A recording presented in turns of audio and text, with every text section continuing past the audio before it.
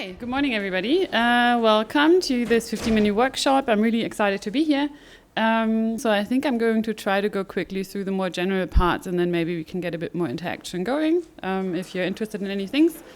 It's actually quite a big topic, so very specific subscriptions, but I know how many companies are working on this, struggling with it, or pretending that they have it all figured out. Let's be honest. So maybe let's start with a quick show of hands. Who of you has a company that's already running subscriptions? All right, that's about more than half. And who's planning to start running subscriptions? The rest of you guys. Perfect. So great. I think I'm probably going to see some laughing heads nodding with some of the issues that I'm going to address, and hope that you all still are going to get a lot out of this conversation that we're having today. And for everybody who's starting to or thinking about starting having subscriptions in their app, don't be overwhelmed. Actually, it's quite a lot that I'm going to cover because I really want you to get most of this presentation. I've worked at several companies that have subscriptions running, or consultant companies recently that are running subscription businesses, and there are things to consider. Don't get discouraged. It's manageable, but it takes more effort than you might think at a glance. So let's jump in. First things first, so why the hype about subscriptions? We can see from this room, everybody wants to be part of it. These numbers are still from 2018 successes, but I think it's even been increased now this year. In-app consumer spend has gone up tremendously, mainly due to subscriptions that are being sold. You can see that the top 5 apps that based on revenue that are non-gaming actually have a subscription present. That already shows it all. And according to one study, actually there's 50% increase in revenue if you have a subscription running compared to just in-app products. So it makes sense that everybody wants to be a piece of it. Sorry, where do I have to? Oh, that's the one? No. Okay, so that makes sense. Everybody wants to get into the picture, right? Everybody wants to sell subscriptions, but you need to have the right product for it. So that's already the first hurdle that makes sense, but still is not always really catered for. So make sure that you have renewing content. I think these apps like Spotify are the ones that everybody has in mind, or Netflix. Makes total sense to have a subscription running because you really want to have the new content, so it makes sense to pay for it on an ongoing basis. But also ongoing usage, not with new content, but more maybe your health and fitness tracker, where you continuously use that product and see it drives value to you. Or productivity or dating. I mean, dating, hopefully you find your best match and then you're done, so you don't need a subscription, but in reality, it is quite often running on a subscription model now. And not ideal, and I'm just going to really stress one point here. You need to have your quality right. So it does make no sense whatsoever to think about introducing a subscription model if your app doesn't have outstanding quality. So that's really the first thing, or I don't know, if you're not able to remember a lot of these from the presentation, remember this one, because if that's not in place, you will face a shitstorm. I mean, people who are paying for an app or see that they have to pay a subscription, if something is not working, they will complain publicly. It's just that easy. So make sure that you have those things in place. Then there are 2 main ways on how subscriptions are being managed in a product. Either the whole product is locked and you have to pay for the entire service. I mean, these are the ones that we know, like Netflix. I think it's DAZN. I'm still not 100% sure how to pronounce it, but it's actually quite big in Germany in terms of revenue. Netflix is another example where you really, Spotify, not so much. It's a bit more on the subscription additionally part, but these are products where you really need to pay for them in order to get the content. And if you have a case where you can do this, I would highly recommend to do it. Even though it needs to be a bit of a braver step, but I would highly recommend to say the whole product is locked. You purchase your subscription. It might not be too expensive, but you purchase in the front and then you get the product with a running fee. And you need to be a bit braver to do it, and your product needs to have that value and have that renewing content, but that way everything is going to be a lot easier. Communication is going to be a lot easier. Expectations for the user are going to be a lot easier, but you need to have the product for it, obviously. What many people do then is the other side of the coin, subscriptions additionally. So you have a great product, People are maybe already paying for it. Maybe it was a paid app. Maybe they have an in-app purchase. And for some additional features, they can purchase a subscription. It's a very common thing to do. It's fine to do it. So it's a good way to do it. You just have to be careful. We're going to talk about this a bit later. That first of all, don't expect these gigantic conversion numbers. I've talked to a lot of companies that are introducing subscriptions because customers have asked for that one feature, and then we're just going to have a subscription, and then they get that one feature or 2 or 3 features even. But if they pay for a subscription, they will want to have that core of the product. They don't want to have just one small additional feature. Your conversion numbers are going to be small, but the effort to implement a subscription are actually quite big, so it needs to be worth it. It works well if your user numbers are super high, obviously, because your conversion numbers will be quite small of a subscription with those additional features. So if you have a really large user base, again, numbers work out. In the end, you will make some money off your subscriptions. If your user base isn't large enough, you have a small conversion number, it's a lot of work for not that much of revenue in the end. All right, let's jump into the details and the actual doing. Who do you need if you want to have a subscription product in your app, or which teams need to be involved? Obviously, it's tech, and some of you might think or might have thought before, okay, so basically it's done by the stores, right? They do the billing, everything fine, easy peasy. It's not that simple. So make sure that you actually have a tech team that's really focusing on the subscriptions. It's focusing on all these nitty-gritty details. Talking about that in a minute. Same goes for product. Just to run subscriptions on the side. If you plan to just have one plan, monthly, $9.99, no trials, no nothing, maybe it can run on the side. But most of the time, it's super important that you actually really take time and have a team that's actually working on the subscriptions continuously.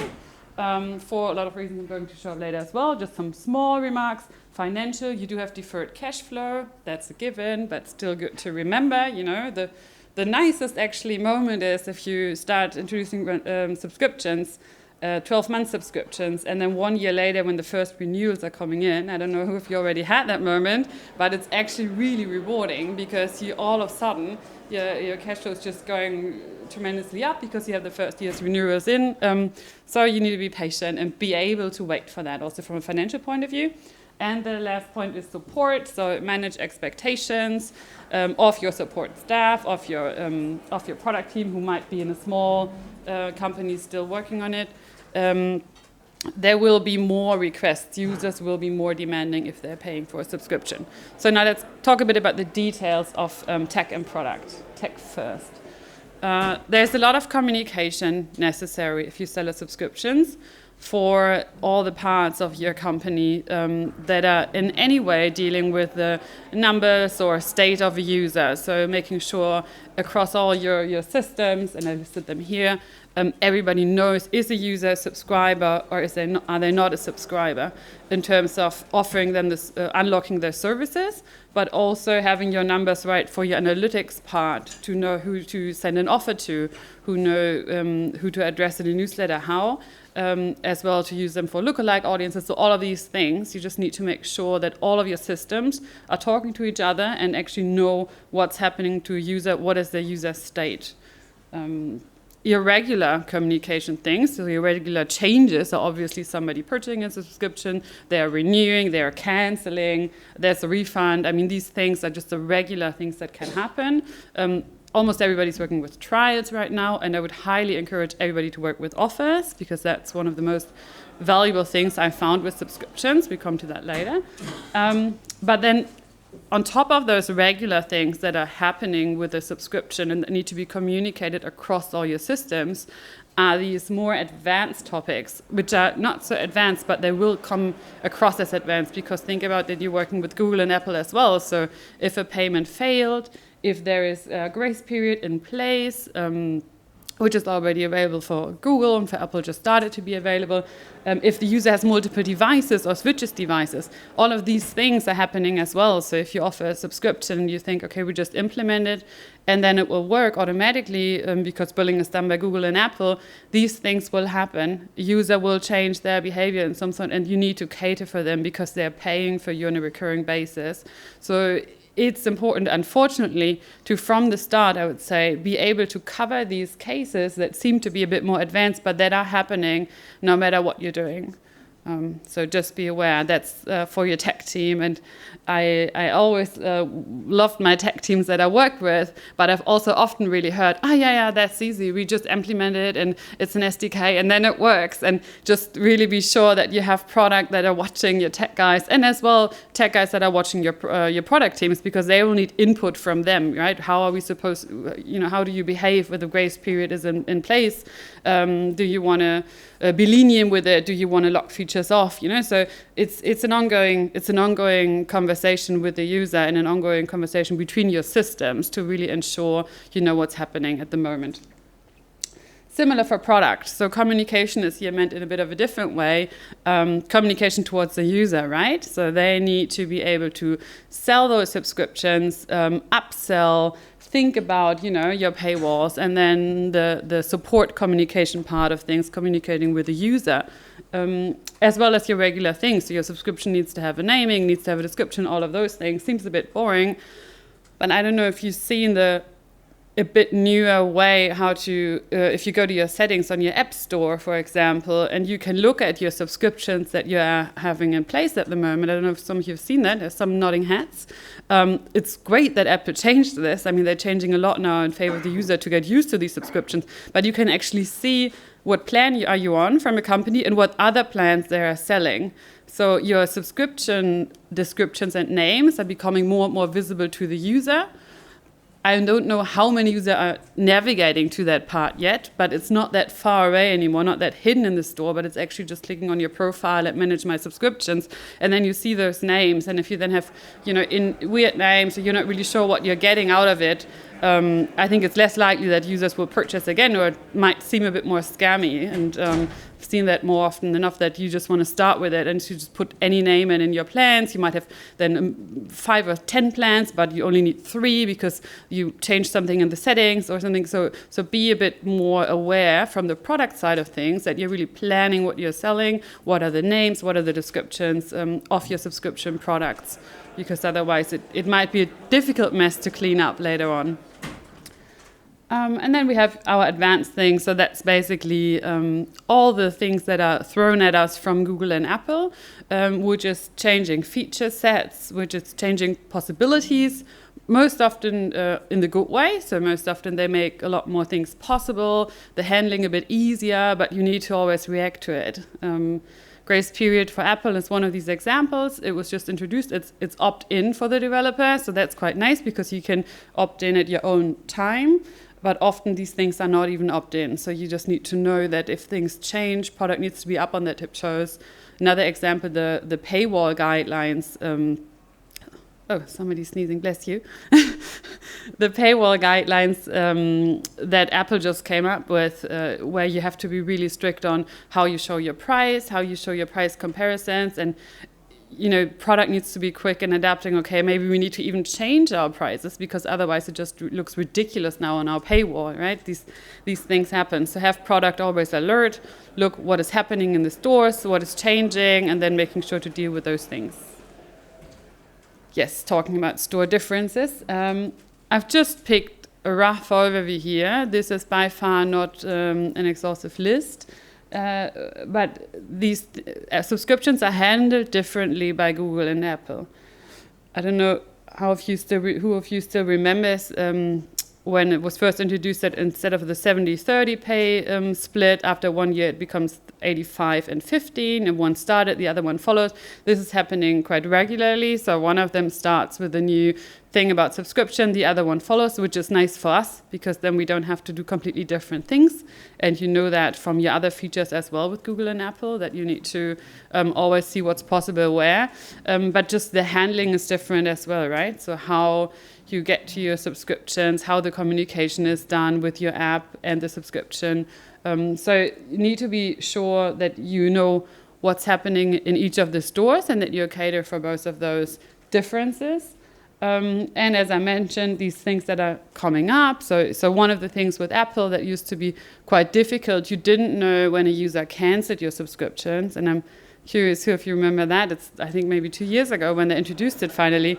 You didn't know when they canceled it, only after they'd cancelled, only after the subscription had run out. So that was one of the biggest things when they started, okay, we're actually going to give you now the information at the point of the cancellation of subscription, and you know, okay, that user canceled, he's still a subscriber, but it's going to run out.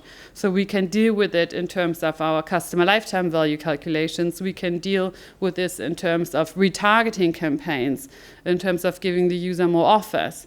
And this is a super exciting moment, and these are happening with subscriptions, because Google and Apple are just continuously focusing on these areas and putting more and more development time, listening feedback from their customers, to really make this more accessible for the app companies, but also better understandable for the customer point of view. So with the settings for Apple and those paywall guidelines.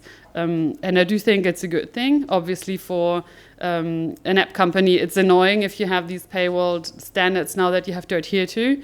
But especially in Germany, in that market, subscriptions are still being a bit frowned upon from the customer. And I think it's a good thing from the industry to trying to make it look more transparent and to make users more used to subscribing to products.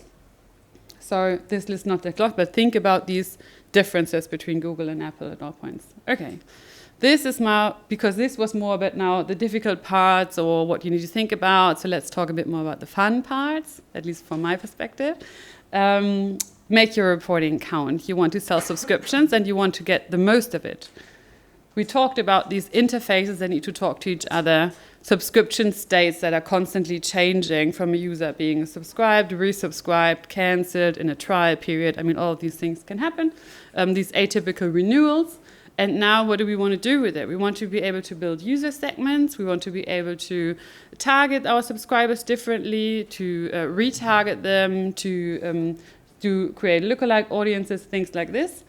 And in order to do that, we need to be able to look at cohort-based analysis.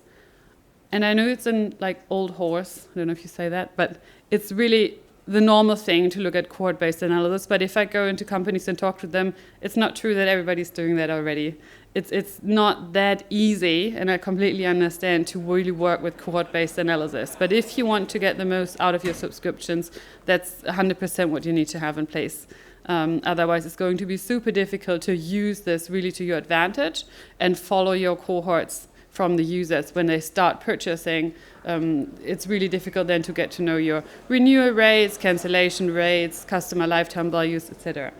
So yeah, another point that I would really want to stress is have your cohort-based analysis in place, and have it in place where you also know all of your subscription states and those changing things. Because sometimes you look, for example, at your attribution partner, and the attribution partners are really great, the ones I've worked with so far, and they have cohort-based analysis in place out of scratch. So you might think, okay, great, I have it here, but they won't have all those details about your users, what states are there, and they might have the first purchase, and they might have the renewal, but they won't necessarily have the information the user is on a trial now. So basically zero money has come in, but it's very likely that they're going to go on with their subscription purchase, and it's likely that they're going to renew. So what might happen is that you're heavily underspending in marketing, which is a big shame if you're running subscriptions, because you're really leaving money on the table. If something happens on the other side where your analytics might not get everything right, and you think users are more subscribing more than they actually are because they have cancelled at some point, run out, you did a price change, they didn't consent to it. That's a problem you might also run into. You probably know a bit earlier. Your numbers won't end up anymore. So be sure that if you have these cohort-based analysis and you're reporting, you really know that you have all of your states of the customer, of the subscription covered, and you really know what's going on across all of your systems. So one thing that we used to do at Runtastic, but also at other companies I worked at, is to look at your numbers from different sources. So try to take the time to look at your attribution tool numbers, but also look at Google and Apple directly, and of course your own reporting system, and have a bit of a view of, do the numbers match? Does it make sense? Is there something missing?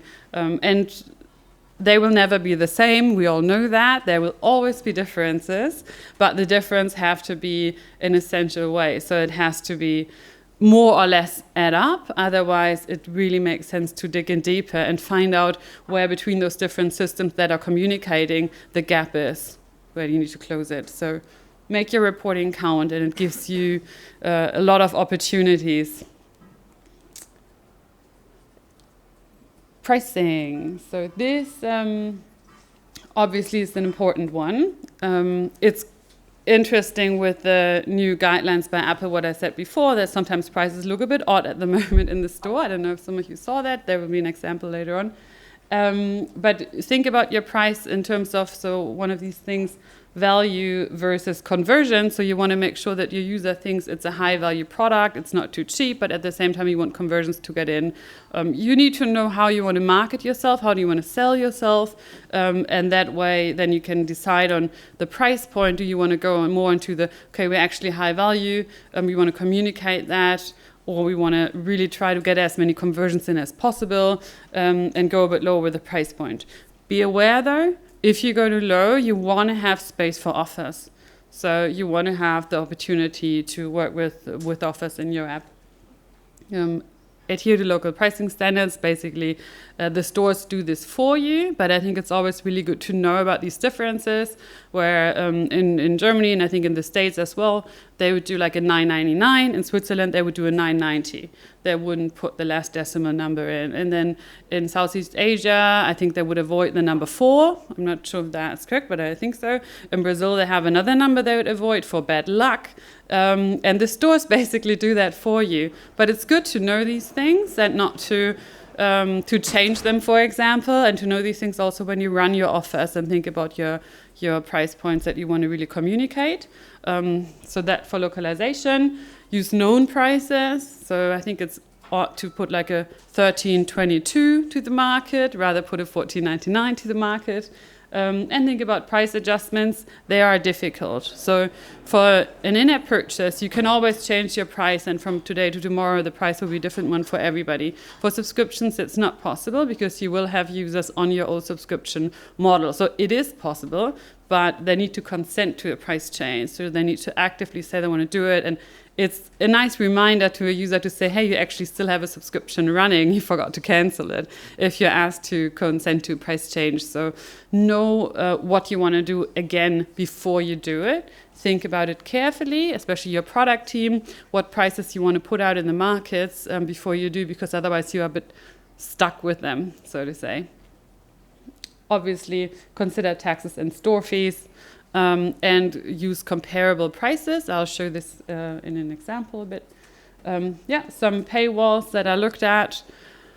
That's what I meant with a bit of odd pricing. I don't know if this 98.99 or 27.40, for example, from Tinder was really what they always had in mind or planned. I think the numbers are a bit changed because of the price wall comparison, that the paywall guidelines by Apple. But let's talk more about paywall, and then I'll go into some more examples. Where is it? Here. Yeah. So paywall, similar to prices, is something where you need to think about before, but actually what's nice here, you can do a lot of optimization.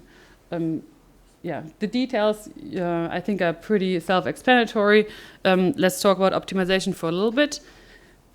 On the paywall, if you manage to get a lift in conversions on your paywall, it's actually bucks in the bank. So you actually get that money in. If you get a conversion uplift on your registration form in the beginning, which is also a really good place to optimize, but until you capture revenue, it's quite a far stretch. So even though it's not easy to get conversion increases with paywall tests done, so you need to be patient. I've had a lot of experiments running, and you need to work on them until you find really an uplift. But that uplift is really paying something back for you. So just keep that in mind, that I think it's for that reason very relevant and necessary to do testing and optimization on your paywall. And that's not only the paywall itself in terms of communication, images, copy, but also the location of the paywall. Where is it placed? Where are the features locked? All of these things. And one thing in all the tests that we ran, and also other companies I've talked to at several conferences, the earlier the better. We don't really like that because we love our products and we think the user will love the product so much at some point they just want to pay for it and use those great features. But intent is always highest in the beginning. So intent is highest when you actually download the app. So it does make sense to try to show that paywall really early on in the journey. If you don't have a product that's only to be used with a subscription, then that speaks for itself. But that's the most important thing for paywall. And let's look at some of the examples that were listed before on these screens. So it's really nice. What I really like about the first Tinder ones, the first 2 Tinder ones, they are really relevant to where I came from in the app. So if you look at the second one, I was looking on some locked matches, so I couldn't see the match. I'd go there, I had the paywall, and actually that exact benefit of that feature is explained to me on the paywall. And if I come from a different point, a different benefit is stand up first. So it's common sense, but still a lot of people don't do this. And I think to really pay attention to the detail in your paywall and put some effort into creating that best possible paywall experience makes sense and is money well invested. So that's a really nice example. I think also the highlighting one price or one plan is done really well in the first 3 examples. The last one, obviously not. I hope nobody from this company is here. But that's a bit difficult because the user has to choose completely. And I bet that a lot of people are just lost right there. And then common things are to show the prices or the plans next to each other, also on top of each other, so that's also fine. Just make sure that everything is visible on your screen, so you don't have to scroll to see the other plans.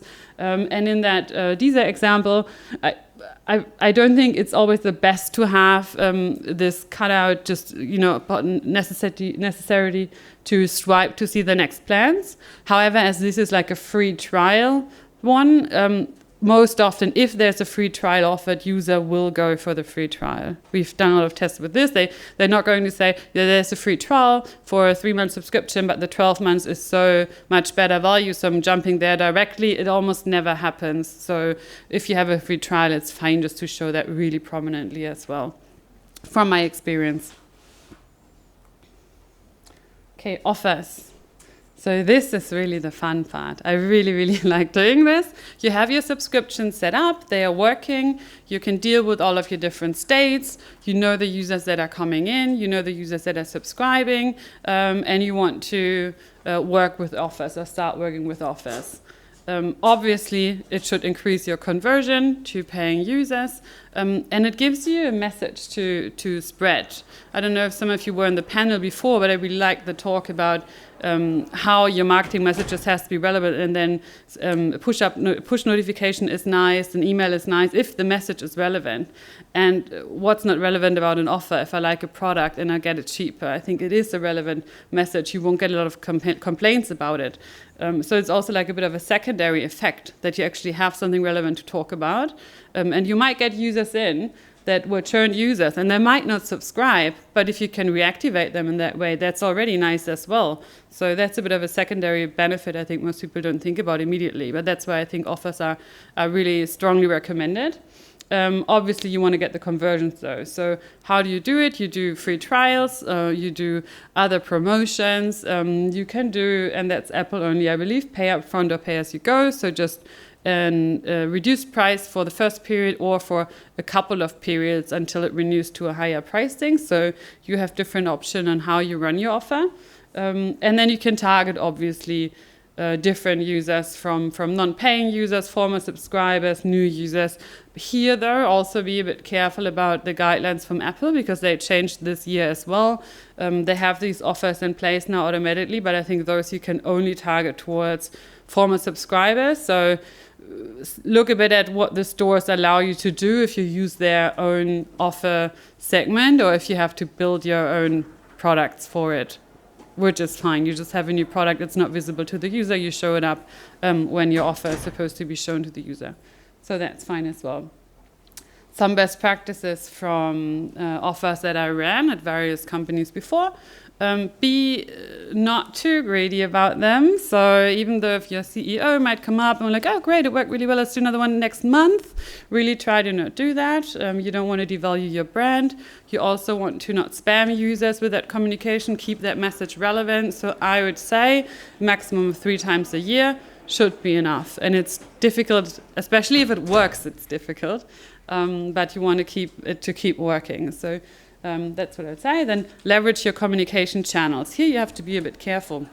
It really depends on who you're targeting, how you can communicate. And the best way, I mean, if you really want to have the maximum output from it, is to really spread your offer to everybody across your stores. If you can, if you have a web presence across web as well, always actually a good way to go sneak around the store fees. So have your offer available on web as well, communicate via email and get users to go and purchase on web. So if you manage to have this offer available on web, your app in iOS and the Play Store, you can communicate really broadly. You can use your social media, you can use your emailing. It's really nice. If you don't have that, you need to be super careful on how you communicate it, but still try to spread the word as much as possible. If you only have it visible within your app, it will be a shame. A lot of these opportunities getting back new users are basically lost. So really try to find ways to communicate to everybody who's targeted with the offer. Then 4 days was like an actually extensive test of how many days would be good for a promotion. We usually did Thursday to Sunday, which worked well because then you can work with scarcity. Scarcity is always really nice. Some examples are coming up as well, but really if you can communicate, it's only running for 2 more days, only 1 more days, only 24 hours. You know, these sort of things work well for everybody and for offers especially. Highlight the savings, so make sure it's visible, and be a bit careful about how you, and this is again one of these nitty-gritty details, how you calculate the savings. Because I know a lot of companies break their prices down to monthly prices and then use those numbers to compare. But if you use those numbers to compare, the percentage of saving will be different than if you actually have the 12 months via the 1 month calculated in a different way. And users will complain about these things because it's about their money. And they're really into the detail, and they really pay attention to what you do when they consider paying 10 or 15 or 40 euros for your product. So be careful about how you calculate your percentage of savings. And a nice thing to do is to reason with an occasion. So common one is Black Friday, but it could be something company related as well. We have our 5 years anniversary and we want to give something back to you with our offer. So it's really nice to have an occasion to communicate it. It just comes across a lot nicer, and it comes across more as an opportunity for the user and not so much as a marketing communication spam. So these things, I've try to stick to these. We've had really good experiences, and it's really fun if you're running your offers and you're sticking to these and they're actually working. Obviously, it's quite valuable for any company. So some examples. So anybody from Bubble here, by the way? Ah, okay. So I stole some of your communications. No, I looked at several subscription products and just waited for offers to come up for this event, and Bubble luckily helped me. And I think it was quite well done, because you can see already in the subject line, and I've never worked with them, by the way, obviously. It was quite well done how they would really write an email with only few hours left. I mean, it seems a little bit spammy, but if you're thinking about you might want to purchase it, and then you see, oh, I was thinking about it, and now it's only a few hours left. Probably, there's a higher chance that you purchase it, not such a high chance that you're really annoyed by it. And then also, I think they are leading actually to the landing page, which I think was really well done as well, because then you don't have to pay the store fees. Highlight the savings, not so much, so that will be something to improve. But in overall, I think the flow was good. Actually, do you guys know if it worked well? I mean, is it Are these offers working? Can you say that? In general, working well for you? Definitely yes. Definitely yes, okay. Nice. Some other ones, so just getting into the competition. Boozoo, anybody here? No. Yeah, as well. So you might want to connect. Another language learning platform, and they also did that. I'm sorry, the first one is in German, but I really like that. It's a push notification. I mean, you have that clicking time bomb with the icons in here. You have the only 24 hours left. So that's basically what it says. It's in German, sorry. So that's really nice because the scarcity is super present, right? So you have your time things, 24 hours. If you want to purchase now. It's really well. One other thing I want to point out, it's from Tinder all the way to the right. They actually have a timer at the bottom. I don't know if you see it. So only 23 hours, 59 left, which is actually the clock counting down. We did that as well at Runtastic, and it worked really well. And it might seem difficult, but you find ways to implement that easily. And these little things cost implementation time. Going back to the beginning, you need a product team to think about these things, to not just implement subscriptions, but to think about these details. You need a tech team to make time to implement these. I know tech never has time, so be aware that for subscriptions, it's really good to have a team of time. And then if you do these details, they will make a difference. And all the conversions that you're winning here are money in the bank. So I do think the time is really well invested. And then, as I said, subscriptions can be really fun because you can actually really, get your business going with it.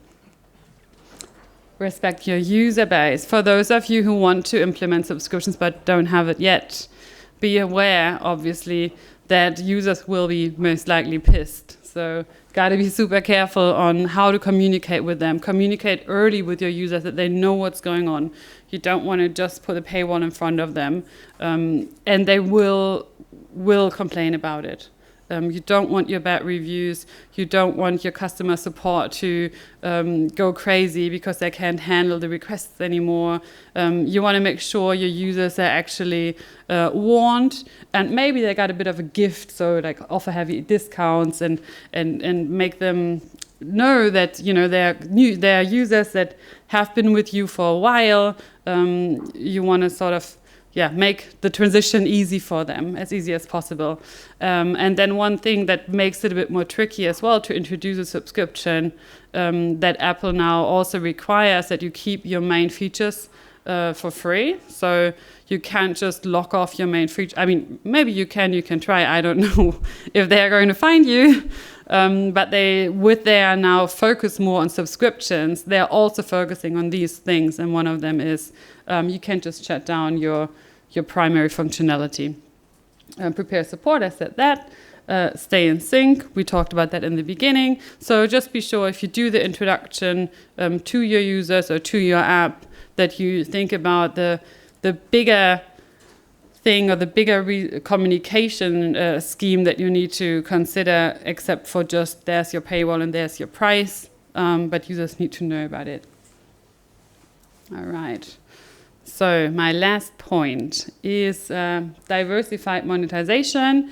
For those of you who don't have a product that they want to cut off completely, like a Netflix, for example, you're most likely going to run with a diversified monetization strategy. So you're most likely not only going to have subscriptions in place, but other monetization products as well, which is fine, which is accepted by the stores, which might even be really beneficial if you think about ads that you're having, that no ad argument is always a good upselling argument.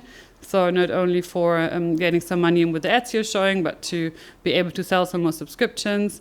I think that's fine. Might work well. Be aware of these low number of subscribers, as I said in the beginning. So a lot of looking at bigger companies that have subscriptions in place, and if you don't have them in place, you think you're missing out on so much. But just be patient. If you start introducing to them, don't be discouraged if your number of subscribers is not that high. It really comes in with the long run. You can optimize a lot. You can work with your offers. You will have the renewals coming in. So don't expect like 30% of your user base to subscribe from the start if you have just some additional features that are subscription based. So I would say manage expectations, especially if you're not C-level that is sitting here, but maybe you have to work with your C-level, manage expectations beforehand a little bit. And be careful for communication reasons as well that we talked about. And one last point I want to talk about is the different user segments. So if you have a diversified monetization strategy, this actually gives you the chance to cater for different user segments. Your heavy users, the ones who are just casual, they might just want to see the ads and that's fine.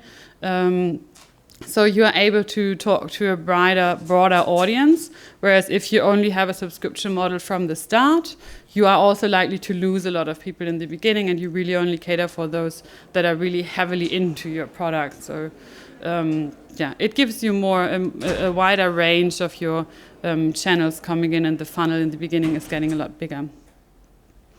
All right, so I was jumping through those 10 different factors. I'm happy to address any questions now or comments. Yes? Yeah, so you said it's quite important to compare prices with competitors. Any tools you can recommend so we can check like the different geos pricing? Okay, sorry. Comparable prices, I meant that the user can compare the prices that you need to pay on your different plans. That's what I meant, which is important to have comparable prices. I don't know, a platform or a tool where you can compare prices like that. Are you talking about different geos or? Okay, I mean there I would really look at the Apple price tiers. I don't know if have you a subscription in place already? Yeah, of course. Yeah, okay. But I mean like obviously the pricing of competitor products. US and then for India it should be different anyway. Even if you put the tiers, you might want to have a lower. Yeah, that's true.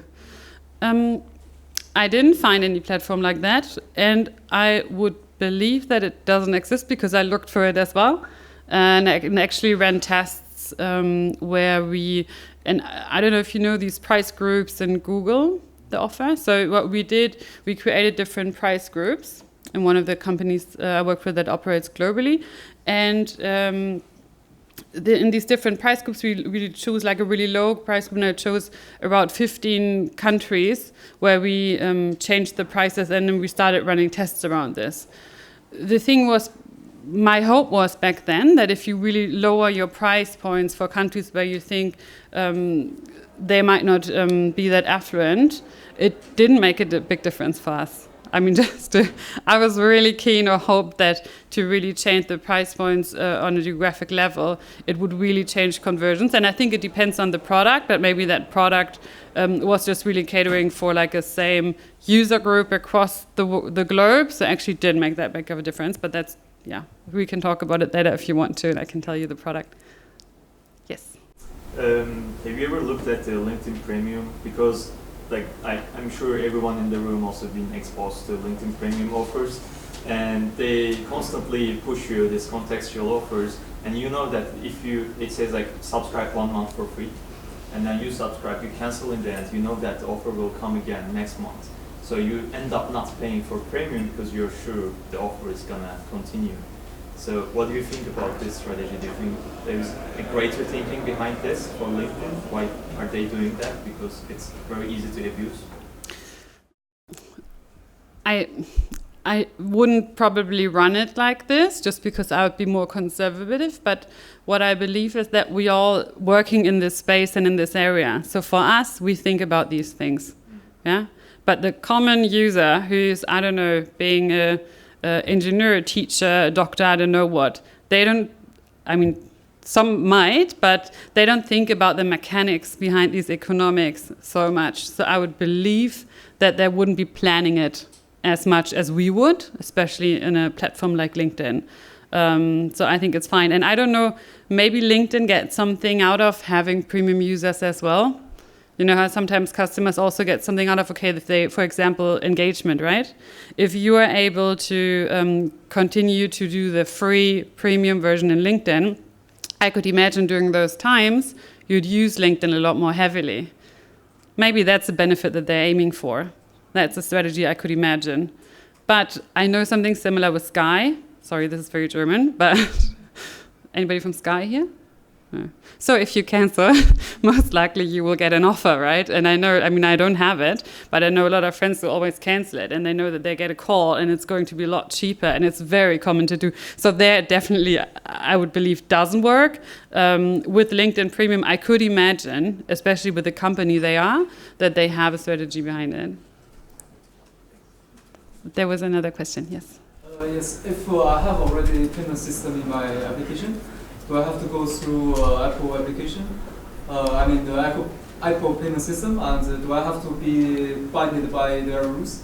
For example, the French train application SNCF, you can subscribe the unlimited train for 12 months, €30 per month for whole year, and you can take the train unlimited. Sorry, I didn't quite get the question. Sorry. I mean, if I have the payment system in my application, do I have to go through Apple payment system, and do I have to be binded by their terms? If the user is paying in the Apple app, then yes, you can just go and send them to. I mean, some. Actually, let me go back quickly, because there it is. Sweat with Kyla. I don't know if you know this app. It's quite a good workout app. What they did when I did these tests and tried to get some offers, like the one from Bubble and Bazoo that I got for this presentation, they actually opened a native web page in the app with an offer, which is a sneaky way trying to go around the store fees. And then that's what happened. Your payment is basically done on web that's visible within the app, and you go around the fees. But obviously, this is not allowed by Apple. So it's really not by their guidelines. And if they see that, I'm pretty sure they'll kick you out. So I would really recommend not to do this. I think it's super risky. Maybe it's your last straw if you're about to be broke, or I don't know why you do that. But if you sell your app in the App Store, you need to be able to also offer them the payment service there. So even if you if you don't sell your premium service within the app, but you talk about that you sell it on your website. So I don't know if that makes sense, right? So you have an app. Sorry, to that point. Yeah, I think if you're selling a physical product, that you can do that. But if your product is a digital subscription service, sorry, you yes, have to go through the. Of course, yes. Sorry, if it's that's true. But if, for example, if I go through the Rainer's application, and I can buy tickets directly from Rainer, I don't see why Apple touch fees from this transaction. If you go the running, like a running app. Ryan app. Ryan app. Okay, so I think that goes into the physical goods category, because you're actually purchasing some service outside. Can do this kind of subscription, and it doesn't have to go through Apple. No? No, it doesn't. So it's this physical good. It's like if you buy something from Zalando, it's the same, right? If you purchase a product that's physical, then you don't have to go through this. This is only for digital products, like purely digital products. Yes, thank you. You understand the question better than I. Thanks. Hope that answered it. Yes, okay. Any other questions? Earlier that if an app starts as free and you monetize it later on, then there is a condition by Apple that you cannot shut down your primary services, right? Do you think that Medium, do you think that they just went around it somehow? Because with their subscriptions now, what they do is that most of their content you cannot see if you're not a member, and they limit the number of articles that you can read a month to 5. So is this compliant in your opinion, or? When did they do the change? I think a few months ago. Okay. I don't know. So these guidelines are pretty new, or these changes in guidelines by Apple are pretty new. I could imagine that they might be lenient just still now, or they were lenient, so that's possible. Maybe also they didn't get caught. So I would say now it sounds like it wouldn't be what Apple wants to see anymore. But I mean, as it always is, they have new guidelines in place, and not immediately you're like shut down, or that you need to also get used to it. If you're in the middle of your development, I mean, you might be screwed, but they might also say, okay. And you know how Apple and Google are both working on their own subscription services, where apps can be part of a bigger subscription that you do directly with Google and Apple. I mean, this is a wild guess, but if Medium would say they would be part of something like that, then it also is in the interest of Apple for them to have a subscription in place. I mean, I have no clue if they are, but these combinations or these communications exist obviously as well.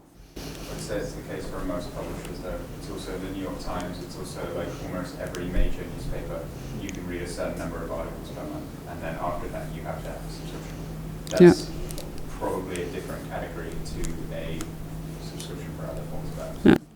Yeah, so maybe that's a good point also if it's common. I mean, you don't want to just shut competitors down because they started the wrong way. I mean, I think that makes sense in Apple. In the end, it's people also deciding, also at Apple, if you can do it or not. Hopefully.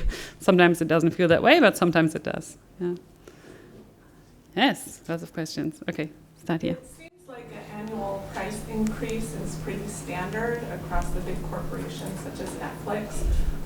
Is there a certain point where, for your own company, that you might not want to do price increases, or at what point do you find out that you've kind of hit your price increase level and that you should just plateau?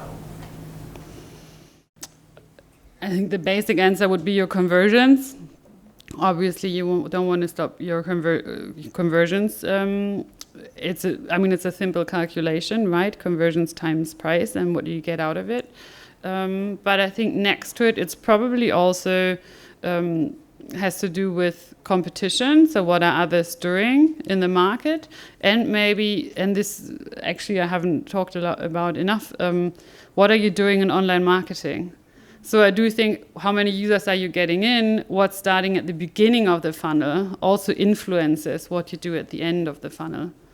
So if you realize your number of conversions are quite okay, but you're not getting users in on a higher level, you might be a bit more risky in increasing your prices because you just need to get those converted. You need to get more money in basically from those few users. This might be a relationship as well. But yeah, in general, I would say just do the math, and that comes back to your lifetime value calculation that just needs to be in place and working to see then if you can still increase prices or not. Yeah. And there was another question.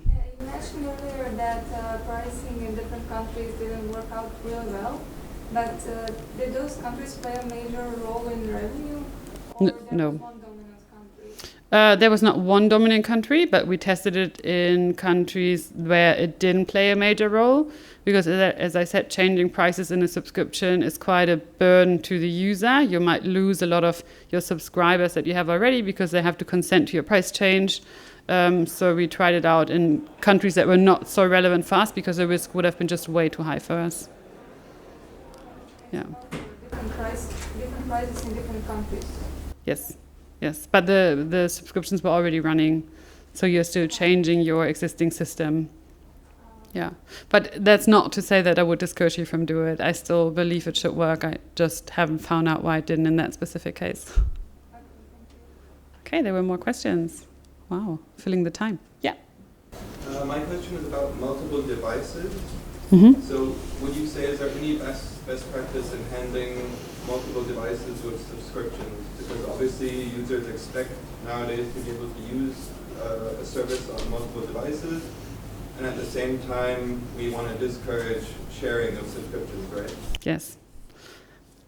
In my opinion, I would always be more lenient than not with it, even though if you will have the user that will use shared subscriptions. But I think it's always the priority to cater for your actual user that has multiple devices than to discourage people from use shared subscriptions. It's a bit of a company philosophy, I would say. But in my view, you always want to make your subscribers happy first. And then if you have some people that are sharing their accounts with others and that's, not what you want, I wouldn't always only see it as a bad thing. Because I don't know even with them maybe having an account with 3 people, I don't know if any of you have this with subscriptions like Spotify, Sky, I don't know what. I mean, you do go and talk to your friends about it, and they might say, oh, actually it was expensive for me, but if we share this, we are going to do it. And if users go to this stretch of, talking to people about, okay, let's do this, we share it, we split it, it's actually worth for them having the subscription, and they probably wouldn't have subscribed on their own because that effort would have been so much lower that I don't think it's necessarily always a bad thing. But I would make, don't make it easy, at least communicate that it's not allowed. These things, obviously keep them in place, but I think putting energy into these things, it's a wrong spot, in my opinion. We have time for one or two other questions before we break for lunch. Everybody's hungry. Me too. Any other questions? Okay. Well, thank you very much. Thank you very much, We have Lotta. completely somewhere else.